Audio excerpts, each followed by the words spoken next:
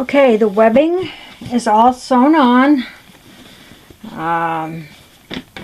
And the next step that I'm going to do is fold the bag in half, and you're doing a narrow seam with the right sides out.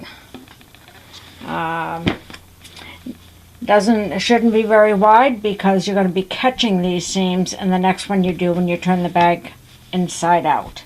So a narrow seam, 1/4 inch or less, to attach these sides. Now you're turning the bag right sides together, and you need to make sure this is going to be a wider seam, almost like a 5/8 seam. You need to make sure that the other seam edging is inside so that it's not going to show on the outside of your bag.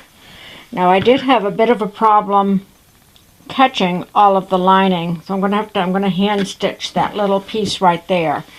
But just as a word to anyone using this method, you might want to do a basting or some kind of stitching to make sure that the lining and the outside of the bag are attached along the edge when you're doing that first seam.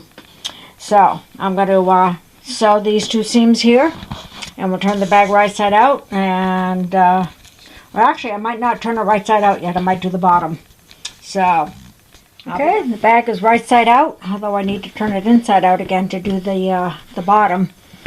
But this is what the seam looks like, all enclosed.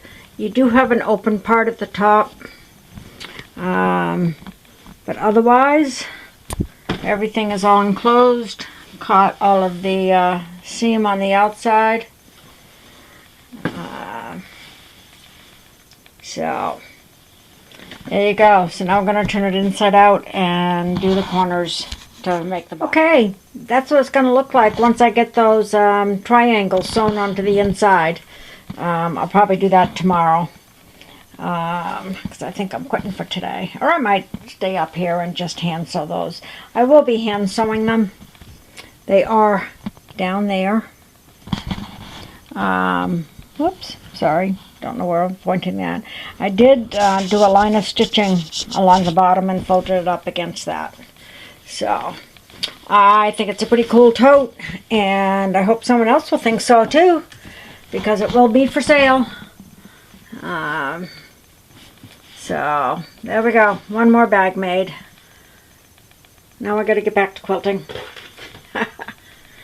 But that's good. I've actually got, you know, that bag, which I'd be willing to sell, and I've got the other tote that I finished that I'm willing to sell. I did put my my knitting in it, my prayer shawl into it. Just want to do a little follow up to the herringbone bag.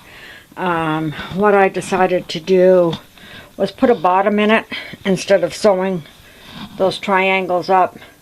So I've just folded them down on both sides and just made the bottom piece. So there we go. If anyone is interested in it, it is for sale. So you can just let me know.